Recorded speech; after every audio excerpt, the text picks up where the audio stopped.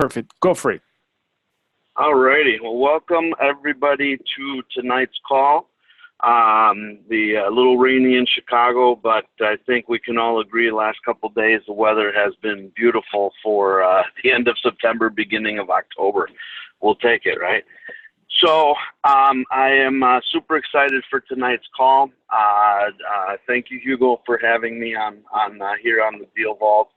And let me introduce myself. My name is Juan Loya. I am a residential mortgage lender with Homebridge Financial. My specialty is helping homeowners get financing for their personal homes, as well as helping them build investment portfolios to create wealth through real estate, and having a lot of fun doing it. I am also an avid investor, very active in my investment group, buying, fixing, selling homes, as well as building my own rental portfolio and creating some pretty good passive income. So tonight's call, the focus of tonight's call is talking about LLCs and corporate structures, the do's and don't do's of how to set yourself up properly. So very excited to welcome Andrew Thomas, who has been a friend to Hugo in the Deal Vault for quite a long time. Brings in a great deal of experience in working with investors on how to set up their corporate entities properly, and how to be able to demonstrate or work with their income, their cash flow, so that they can continue to build and build substantial portfolios. So with no further ado, very excited to introduce Andrew. Andrew, teach us everything you know about corporate structures and what we can do to maximize our investment opportunities. Thank you, Juan, and thanks for the introduction. And I'm Andrew Thomas, a CPA. Before I start, I believe I just need to give you an idea about myself, so that you can see where I come from. I passed my CPA exam in 1994, so comes with almost 25 years into various aspects of accounting and corporate life. I worked for Dell, their software division, worked as a controller for the software division for almost 10 years. Before that, in various positions at another company which Dell bought out, and was part of it. A couple of years ago, Dell, went private, so they moved their the software business to Austin. And being a Chicago, long time person, I stayed in Chicago and built up my business, and moved on to my own practice. So I'm working out of Glenview with a company called Certified Accounting and Tax, and we have been working here as in my office almost from 2009 onwards. So in the meantime, I had built up my business, moving into the private practice. So and realized that as many of you are on this call today, wanting to probably are working in many aspects of life, but wanting to be independent by in the investment group that you want to build up, and have your own business built up and get successful in it. So that is kind of a background of myself. I am also investor in real estate. Have few investments that I also have the first-hand knowledge, and so has been the accountant for Vault and also the Chicago area for a long period of time. So if you're connected with these two entities, you'll hear about me. So just want to give you a heads up. So today, I hope all of you can hear me. Hello? Yeah, we can hear you, Loud Andrew. and clear. Loud and clear. Okay. I just want to make sure before I continue. Okay, so today the topic that we have at hand is corporate formation, what type of entity we should form, when we should form. I had a live classes today. There were a lot of questions from people as to what is needed, when should we form, and all that. So in our conversation today here, I like to cover all that. And I don't know how many of you are aware of the different entities that are available. So on the start, you have the regular corporation, C corporation. I like to go with all three of them so that I give you an idea what each of them are, so that you get an idea about it. So let's go first with the C corporation. So when you form a corporation, it is automatically called a C corporation.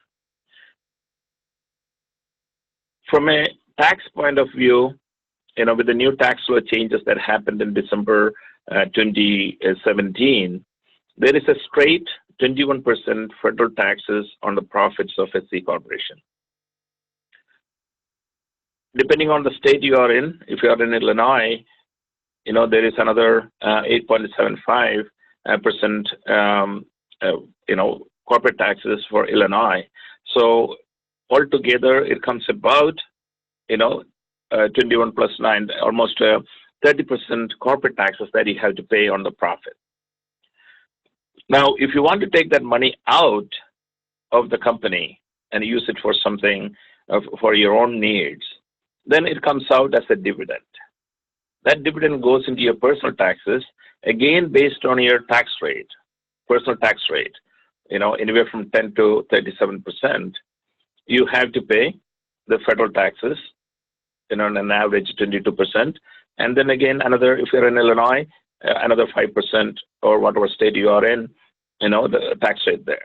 So you're looking at 30% corporate taxes, another 27 to 30%, personal taxes. Overall, 50 to 60% tax you have to pay on the profit that you make from the hard-earned money that you create. Would that be a great choice? Probably not in your, small investment or that you are doing. So the next choice is, let us say, convert this C corporation into a subchapter S corporation. All of you would have heard the name S corporation. What it does is, from a tax point of view, there is no federal corporate taxes. It passes on to your personal tax. It is called a pass-through entity. At the state level, instead of the 8.75 or 9% Illinois tax, you are just paying 1.5% state tax. So at the corporate level, overall tax that you are paying is only 1.5%. The entire profit, let's say you made $100,000 profit, it transfers into your personal taxes, and then you're paying your personal tax on that $100,000 income at your rate, maybe 22 or 24, whatever the rate, and at the state level, another 5% or whatever the state rate you are in. So you're saving almost 30% taxes by moving into an S corporation from a C corporation. So you see the difference there, the savings.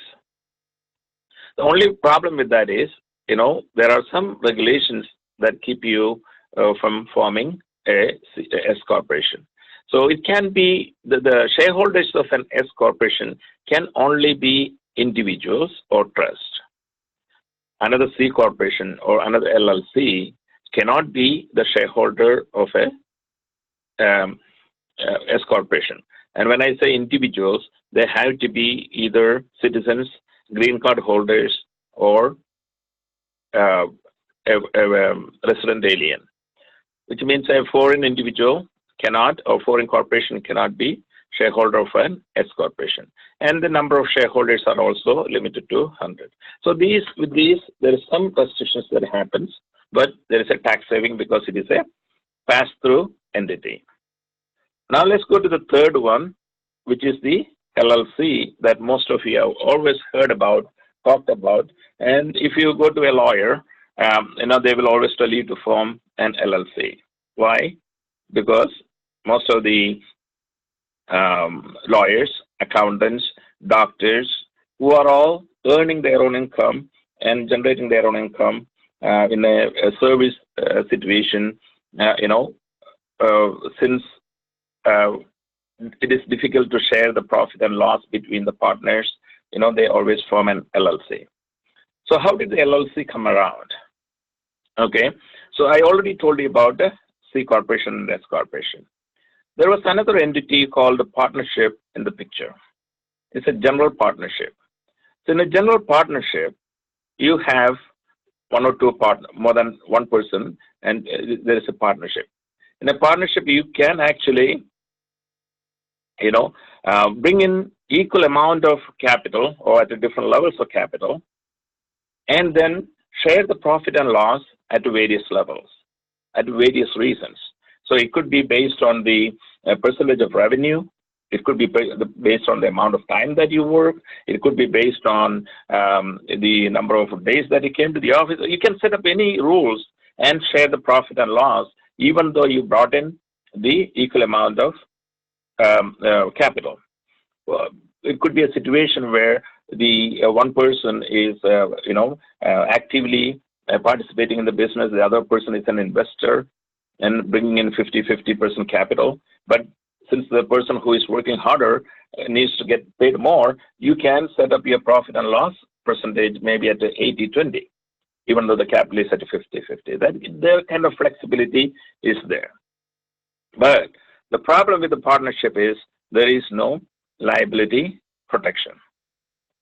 So a gentleman from Wyoming, took the liability protection from the C corporation, the profit and loss sharing technique from the partnership, created a hybrid called limited liability corporation or limited liability partnership, whichever format you want that to be. So that is where the LLC came about. So now you see, I said the word liability protection. So in a C corporation, S corporation, and an LLC, the liability protection is the same. If someone told you that you get a better protection in a LLC, I wouldn't agree to that. You should ask that person, really, tell me why. So the word limited shouldn't kind of, test you into believing that there is something special about it. The only reason that you would have an LLC is if you are in a situation where the there is a profit sharing situation, because in an S corporation or in a C corporation, the capital is owned basis on the basis of number of shares you own. So if you are owning 20% shares in a company or 50% shares in a company, the profit and loss that you will get out of that company would always be the percentage of shares that you own in that company. It cannot be different.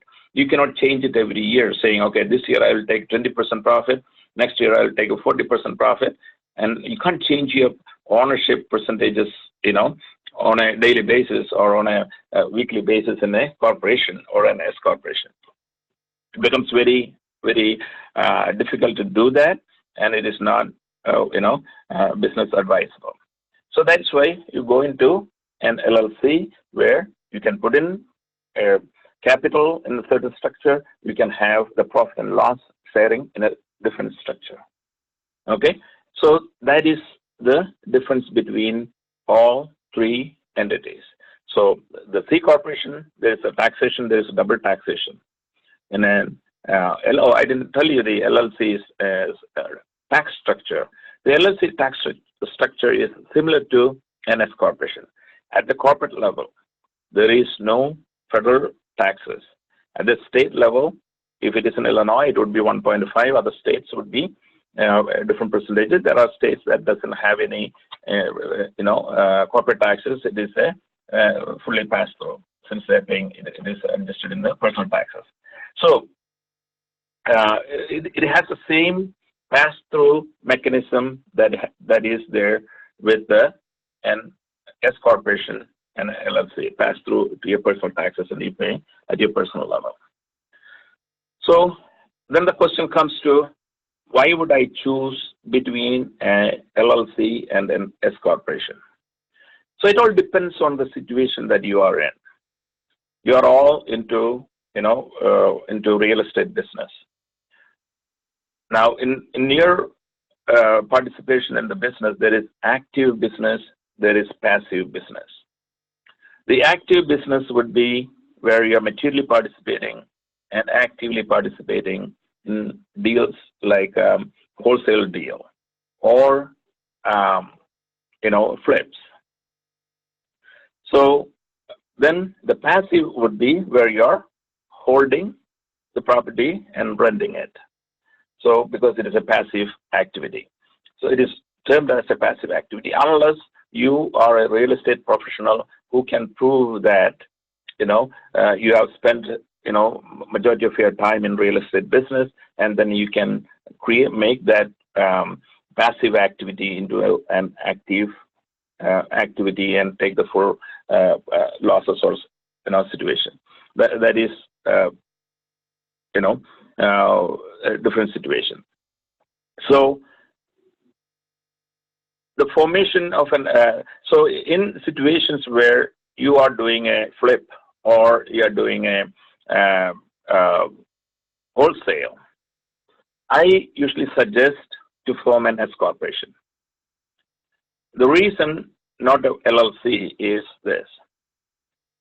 If you are an LLC, single member LLC, or even if you are a multi-member LLC, the profit that you make from an active activity, which is wholesaling, or your flip, the profit that you make from that becomes self-employment taxable.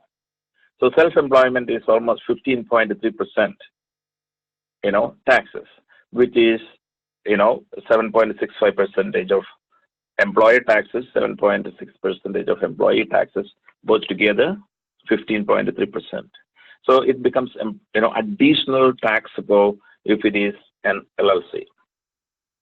Whereas if it is an S corporation, of course, owners of an S corporation should take sufficient salary, which would, which would enable you to pay this 15.3. But they are only saying sufficient salary. They're not taking. You have to take all the income as salary. So let us say you make $100,000 profit in a flip or in a wholesale deal.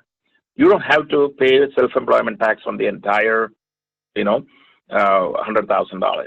You may take a salary of $30,000, $40,000 or $30,000, and you pay only on that amount. On the rest of the profit, you are actually, gaining the self-employment tax. You don't end up paying self-employment tax. You save that taxes there. Whereas when you come into the LLC, it would be the on the full amount.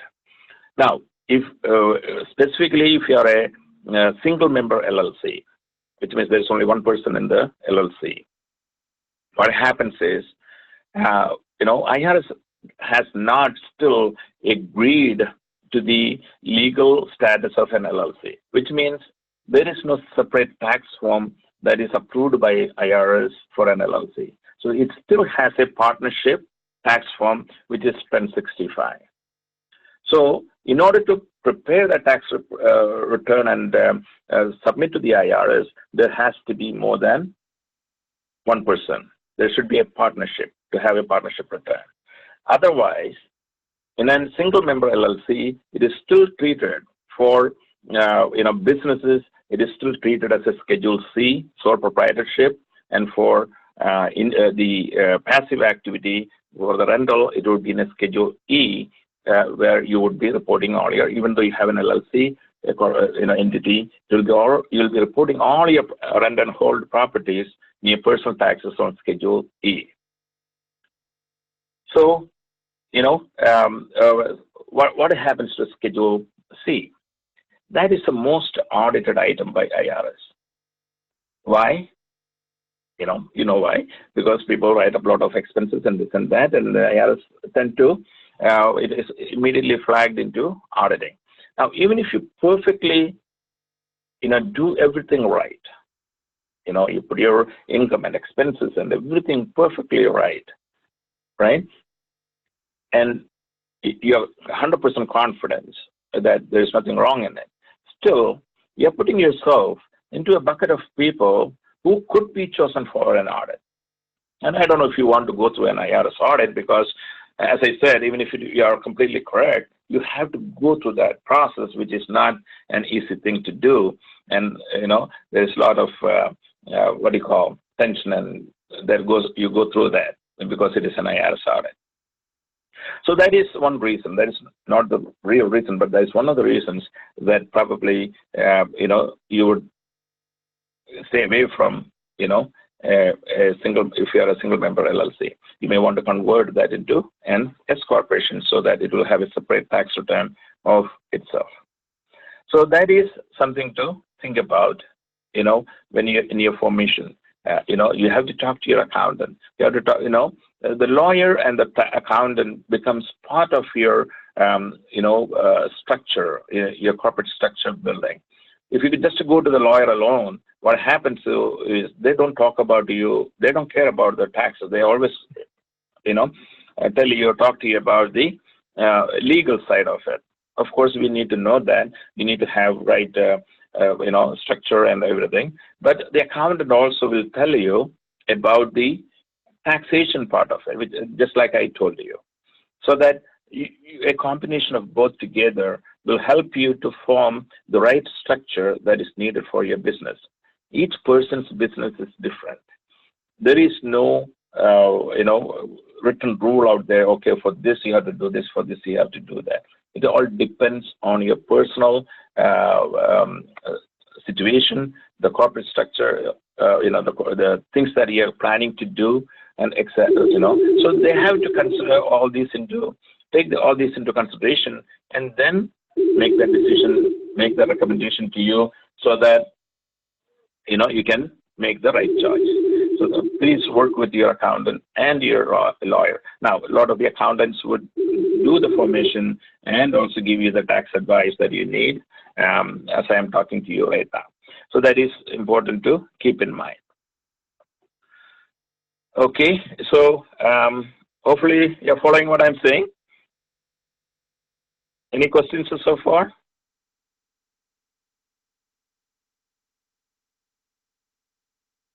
Hello? We hear you, Andrew. So friends, if you have any questions, please post them on the chat, or you can unmute yourself. You can continue, Andrew. Okay.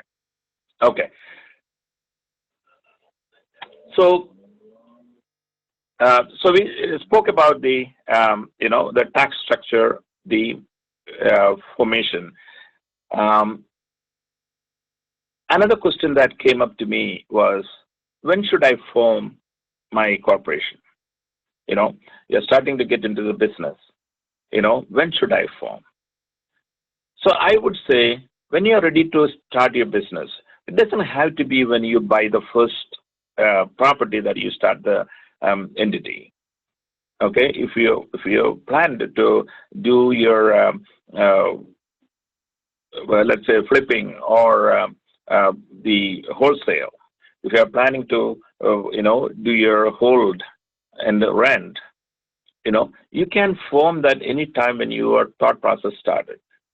And there are expenses related to that business that you're going to start: the formation cost, the accountant's cost, the driving around that you have to do in order to, the mileage that will cost you, the meetings that you'll have to hold, the office expenses. There are a lot of expenses that are out there that you spend in order to get into the business and start that business Okay, so that becomes a really an expendable, or deductible expenses in your tax return, even if you did not make your first wholesale deal, or if you did not make your, first flip, or even if you did not buy your first property to rent. So, but if you have your entity ready in the right format that you have planned out for yourself, then when you have it, it is there. You don't have to wait and for formation of the entity to do that deal. Now, also in Illinois or most of the states, it is easy to do the formation within a day or so if you expedite it. Okay, if you don't expedite it, it may take about a week or two to form that entity. So, if you are going through me, you give it to me in the morning, I'll give it to you in the evening through expediting the process with all the tax forms that are needed and agreements that are needed for the entity. So that is just want to give you an idea when you should start the entity. Now, and I know one is on the line. He's from a home mortgage. He will tell you one thing. When you do your business, and all of you are participating in this call today because you want to build up your portfolio, you want to build up a empire one day of the business that you want to do. But unless you have millions of dollars in hand or enough money to start the business, you always have to approach a bank, right? And they want to give you a loan. But when the banks look at your loan, your financials, your tax returns, and you have written up a lot of expenses in there to take the benefit of the tax refund that you may get in the first year, and they look at that and they say, oh, your debt service ratio is very low, we cannot give you a loan. Or, we can give you only a loan at a higher rate because of your, ratios are not right. That hurts you. So, a lot of times, you go to an accountant, and say, oh, I had this expense, they put it down, everything on the tax return, come up with a lot of losses, you get a few $100 in tax refunds and you're happy, but when you take it to the banker to get a loan, then you become unhappy because, even though the expenses are actual, even though they are deductible expenses, you need to make sure what is expendable, what can be capitalized, so that you can actually get a good DSR, debt service ratio, taken to the bank so that you can get a loan. Think about this way. Let's say you're getting, $1,000 in tax refund because you showed all the expenses. And just because of that reason, when you took to the bank and they tell you, oh, your expenses are too high, no one wants to give a loan to a losing proposition, right? Losing company. So they will tell you, okay, instead of 3%, you have to pay me 4%. And that is an increase of 1% and interest rate on a 30-year loan. Think about the amount of interest that you have to pay on that loan over 30 years. Probably you may refinance, but still, the initial setup, if that is what you have to set up, the amount of interest that you have to pay. So just for getting some refund, we are sacrificing a bigger discount of interest saving, So you need to get to an accountant who can understand these and make sure that they are working on your interest, not just getting to you a refund. Most of the tax preparers, claim that, oh, I'm good because I'm getting you a lot of refund. That is not the situation here for you. You are here because you want to build up your portfolio. You want to build up your business. You want to have who as your partner? A bank as your partner. So you need to give them what they need, which is good savings and good cash flow on your buildings that you have, if you have any. If you don't have any, when you start doing it, you have to find an accountant who can work that out for you so that you can approach the bank and get the best loan that is possible for you, the best interest rate that is possible for you. When I say DSR, debt service ratio, which means that they take your net income or net loss, add back to it the depreciation and the mortgage interest that you paid. So you have the available amount that you can use in order to pay your mortgage. And they divide it by the total mortgage payment without the real estate taxes. And your ratio should be more than 1.25%. Most of the banks look better percentages than that. So at least to the minimum, you have to have 1.25% in your debt service ratio. If you have a better rate, they'll give you a lower interest rate. So because of that, it is very important that, because you want to build up. When you have built up, let's say, 5 to 10 properties, or there's a good equity on it, and then there is good DSR ratio on those properties, you will be able to get a higher rate. You have already created your, portfolio with a high asset rate, which will help the banks to lend you more money. And you have to make sure there is good cash flow there. Okay. On top of it, you have to make sure. You are not losing any of your expenses that you had. You have to make sure that you are, putting it in the right place. Is it, for example, let's say you bought a property. You have the original cost of it. Then you're doing a rehab, spending another $10,000 to $50,000 on it. So then you have to think about, what type of depreciation that you take.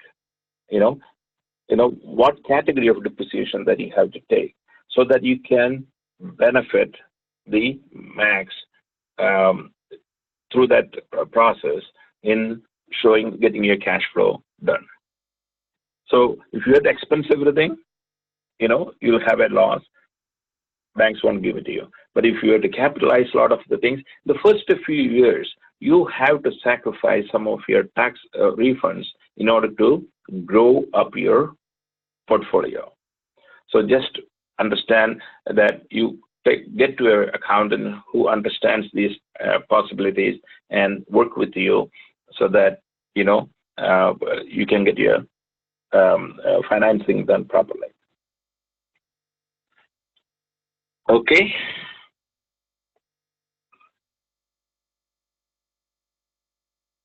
Another area I want to come to is, so we talked about liability protection. We said whether it is a C corporation, S corporation, or a LLC, the liability protection is the same. Now, sometimes we look into, in the entity. If you have, let's say, if you're keeping one property in a single entity, and and you're planning to have 50 or 100 properties, then you have to have that many properties, that many corporations or LLCs in order to maintain that. So sometimes we suggest that, okay, you put like-kind properties, those costing $50,000 or something, 5 of them or 10 of them in one LLC or in one corporation. You don't have to have individually. And if you have multiple, if you have good insurances together with the umbrella insurance to cover the, assets, then you should be fine. Because that way you can reduce the number of entities that you have. Also, a situation with, I need to bring out, a lot of people ask about the series LLCs. So in Illinois, once upon a time, or a year back, in order to form a LLC, it would cost you about $500, the fee, a state fee, and $250 as a franchise fee or annual fee on a yearly basis. If you had to form a series, it was $750, the formation cost, and each series or each part cost you about $50 or more, and the franchise fee at the end of the year was a lower amount. So a lot of people went into series at that time. But Illinois is the only one state where each entity, each series should have a separate, separate federal tax ID and a separate tax return for that. A lot of other states don't have to have that, but Illinois have to have, separate tax return for each series that you have, which means in order to get that liability protection, you need to have, a separate tax return and also separate bank account for each of them. So there is that. So now that the cost of the formation has gone down substantially in Illinois, the regular LLC now costs only $150, whereas a corporation cost to form $175. The annual fee for an LLC went down to $75 from $250, whereas a corporation is $100 still. So the formation costs have come down substantially. Then you have to think about whether you still need an LLC, series LLC or not. That is up to you. But, having, a series LLC, you are showing to the rest of the world. If someone log in with your primary or the main LLC, master LLC, into the Secretary of State, they can see all the series underneath. They can tell you how many properties you have. If you're keeping one property, at least they will know. If you have 5 series or 10 series, at least they will know you have 10 properties under your name, right? You're disclosing yourself to the rest of the world how many you have. So, from my point of view, sometimes I kind of don't like it. Okay. Now it is not a rule, but I'm just suggesting to you to make, when you are making your decision, these are things that you need to think about in making those decisions. Okay. Now there are other states that have different rules. I'm just talking about the Illinois rule for you for the time being.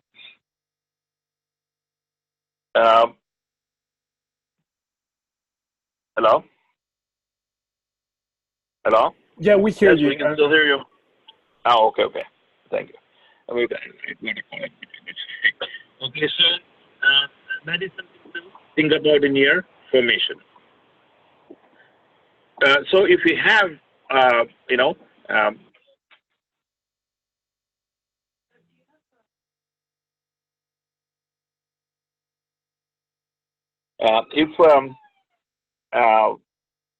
so keeping the number of properties in an LLC or in a S corporation, how many should there be? A lot of people ask that question. It all depends. You don't want to have $1 million property in an LLC together with a $50,000 property. What happens? The $50,000 property guy falls faster than the $1 million one, right? Because he wants to get the $1 million property through the company and get the other $1 million property. So you have to structure in such a way that the like kind properties, $50,000 properties are in one LLC. $1 million property will be by itself in a single entity, so that you are completely protecting it. That's the asset protection that you need to have. Okay. So these are some of the things I want to bring to your attention today. And, I think I will take some questions now, if there is any. So, Andrew, this is Juan. I do have a question. So, can you hear me? Yes. Yeah. So, if a lot of investors are going to be buying, fixing, and holding some properties, and they're also wholesaling or flipping properties simultaneously, could you have the same LLC if you're both? Can you operate under a single LLC if you're both holding properties as well as flipping properties, or what is your recommendation on something like that? So my recommendation in that situation is for flipping and wholesaling, you form one entity. Okay, and make it as an S corporation, so that you can protect, you can separate it from the others, and also the self-employment tax. You can save that. And if you are a single member, so you can form an LLC, convert that into an S corporation. Okay. The reason I say before forming an LLC and converting it to an S corporation is the cost is less. They're between 150 and 175, between 75 and 100 yearly. So a lot of the reason people go into series is because of cost saving, nothing else, no other benefit out of it. Now, one thing you have to always think about is that, you can't, when you are trying to build up, when you are trying to, become big or have a lot of assets, you can't think about, spending 250 bucks or something for the formation of it. Or you can't think about, I had to pay the accountant, another $250 or $500 in tax preparation fee. That shouldn't be your situation. It should be, you have to set it up right. You have to go forward with it right, and so that you can have the real benefit of it in the long run. It is not the short run you are looking for; it is the long run that you are looking for, so that you're not commingling the situation. Now, I also want to talk about commingling the funds. Also, did I answer your question, Van? Yes, you did. Thank you. That was a good answer.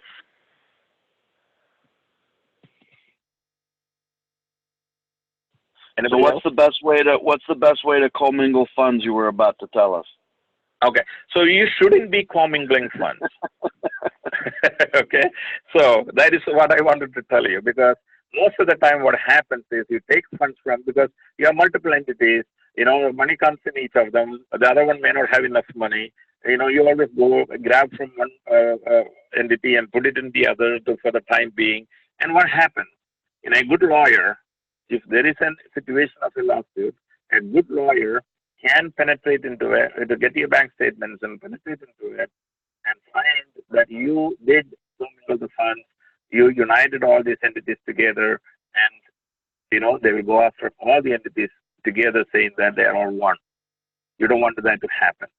So either you can have a management company, okay, or you can have a single account where you are transferring from your business entity to your personal account, and then from that personal account going to the other entity. I know it is a little more hard work, but the reason that you are forming entities is for liability protection and asset protection.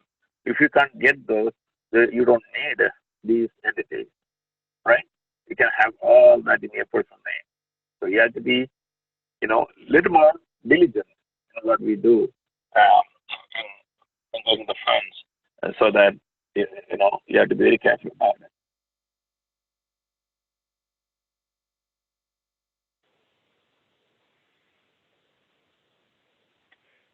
So the proper way to handle it, if you have to borrow money from one LLC to another LLC, would be to withdraw it so basically withdraw it back to your personal name and then lend it to the other LLC. Is that correct? Not one LLC to the other LLC?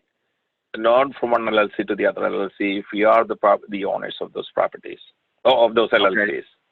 So you should pull it into your personal name for a minute and then lend it back to the other LLC. That would be ideal. Okay. That makes a lot of sense. Yes. Hey, Andrew, there's another question on the line. It says, what is the difference, if any, between an outright S Corp, C Corp setup and LLC with a sub S Corp or C Corp tax setup for a single member entity? What is the question at the beginning? What is the difference? What is the difference, if any, between an outright S Corp / C Corp setup and an LLC with a sub S Corp or C Corp tax setup for a single member entity? Okay. So with the, the C corp converted into an S corp, and the LLC converted into an S corp, both have the same liability protection, same pass through taxation. So there is no specific difference between that. They only, because the only the formation cost is different. And in some situations, since you are a single member, and some of the banks like that way, so because since you're a single member, and it is shown in a Schedule E, some banks like that way. But I'm talking about more when you're converting that into an S corporation. It's more for the flips and the wholesale, not for the hold.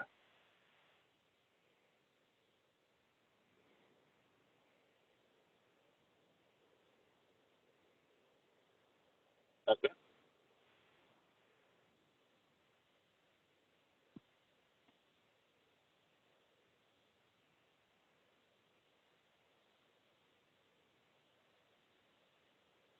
Any other question?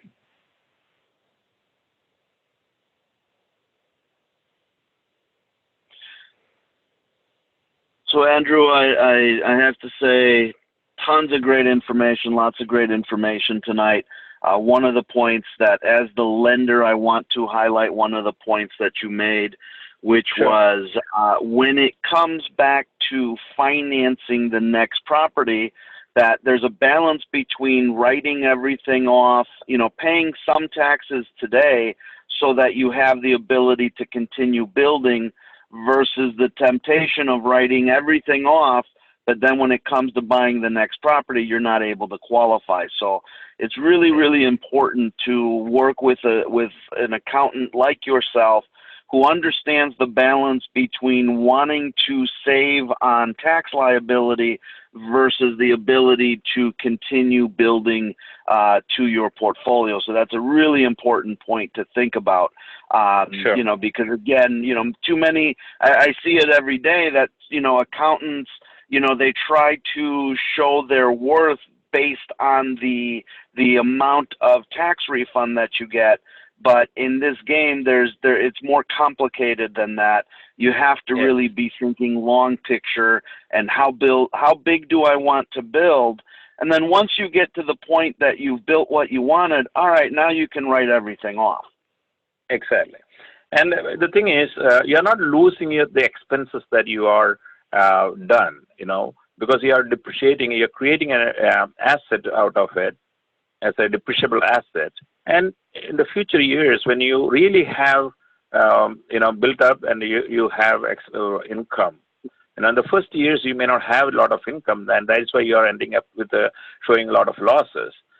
In the next years, after your rehab and everything is done, and then you have a permanent or continuous, renters, then that is the time you may need those expenses to reduce your taxable income, and that is right. The depreciation is going to help you in that aspect. So there are different types of depreciation. There is the regular 27.5% rental property depreciation on the full the building. Then there is other general so a good accountant would categorize them between different depreciable assets. So, for example, you take your, let's say appliances, you can write off 100% of that, or you can take it into over 5 years, or you can, take it into 7 years. So there are different categories that you can put those into and, maximize the benefit. So not in the first year that you don't have income and you have nothing to, write off, and you end up with the big losses. The second or third year, when you have a lot of rental income, that is the time you may need those expenses, and then a double declining depreciation. And the second year gives you more depreciation. The third year gives you a bit more less depreciation. So it helps you at that time to bring down your taxable income, but it does not reduce your cash flow because the the lender is going to add back the depreciation to get your cash flow. So that is how it is going to help you. You know, I think an important note to make is that somebody like yourself is not not just a tax preparer, but you're a tax strategist, which is an important distinction, because you're really a partner in my business to help me grow, and we need the strategy behind it. As much as I, as the lender, am part of the team, so is the accountant or the tax strategist. It's critical. So I will ask you, for the listeners that we have tonight, if anybody wants to reach out and talk to you on a one-on-one level, what is the best way for them to contact you? I can give you my phone number or my email address. My phone number is my office number is 224-567-8089. My personal or cell number is 847-702-3877. My email ID is ourcpa1@gmail.com. OURCPA1@gmail.com. And I think Hugo has posted that on the vault. Oh, okay, outstanding. So, Andrew, as always, thank you for sharing so much great information, and I really encourage all the listeners to really reach out to you and set up that one-on-one meeting. Again, it's having a tax strategist in your corner is not only a great recommendation, but it's crucial if you really want to build this into a business. So I do want to thank you for all of your time and generosity. And then Hugo, you're still on, right? Yes, I'm still on, Juan. Okay, awesome. So, again, one of the, just to come back to the DealVault and share that one of the great tools that I have as I'm building my portfolio, I've been able to build, my portfolio to 12 properties in the last 12 months. And one of the key tools that I have is the DealVault. So, I really want to, bring it back to you and thank you for everything you've put together at the DealVault. It's a fantastic tool, but, again, kind of highlight some of the DealVaults for our listeners, and any special offers that you're giving. Okay, thank you very much, Juan. So yeah, in fact, we have a very special offer tonight.